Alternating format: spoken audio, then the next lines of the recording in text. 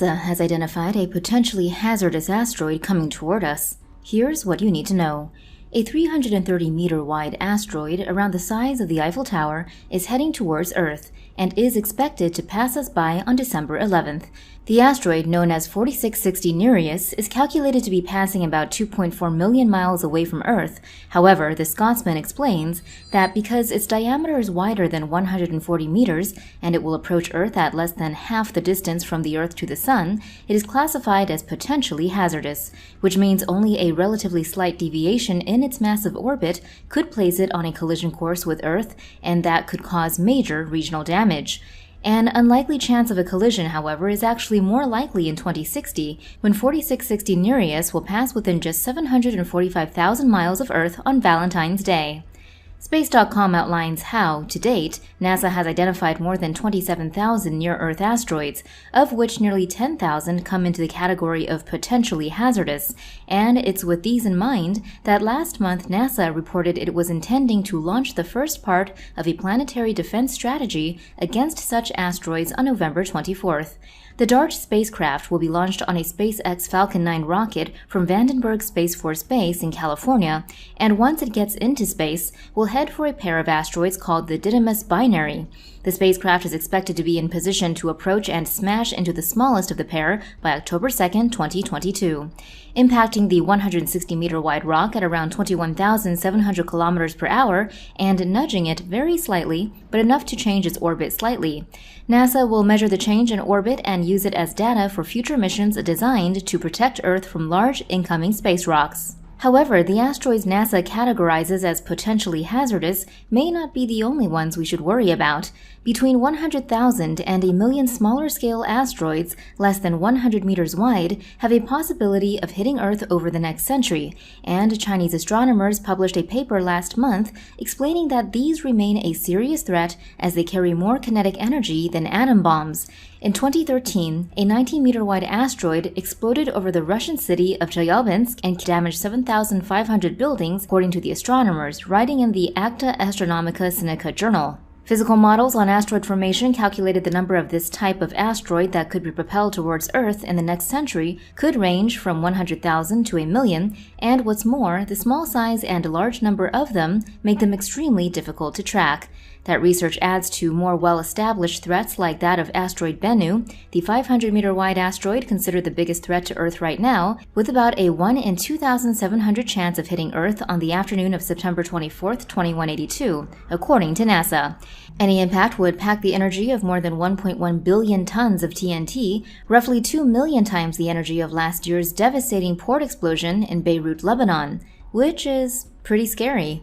Though, of course, it wouldn't exactly compete with the asteroid that knocked out the dinosaurs, which left a 6-mile-wide crater, according to Space.com. As we continue to color in the devastating details of that massive rock, it's not only clear why we're so obsessed with asteroids, but also why Chinese and US projects are currently spending so much money trying to work out how to stop them. Live Science reports that a huge comet that's so large it's classified as a minor planet has been spotted beyond Uranus and is coming toward Earth for a very rare visit in 2031.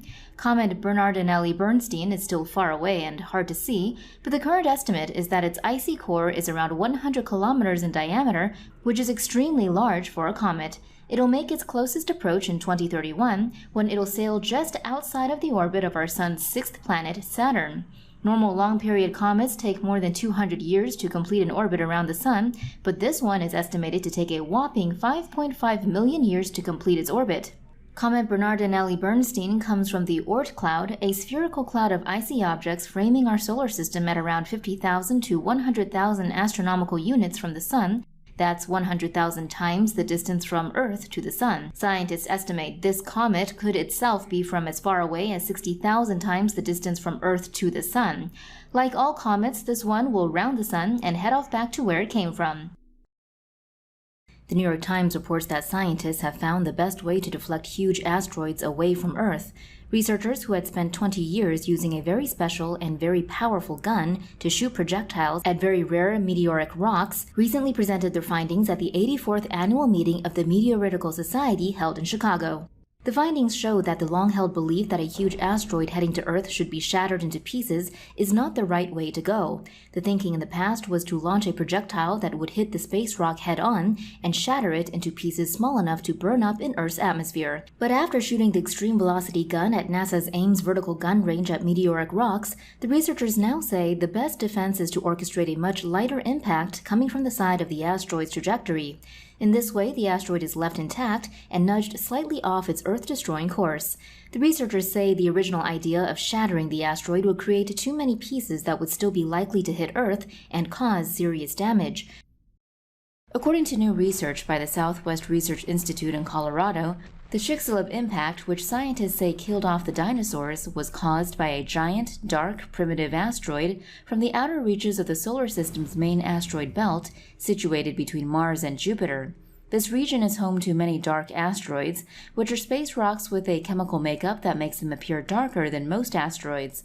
Geochemical analysis of the crater also suggests that the impacting object was part of a class of carbonaceous chondrites, a primitive group of meteorites that have a relatively high ratio of carbon and were likely formed very early on in the solar system's history.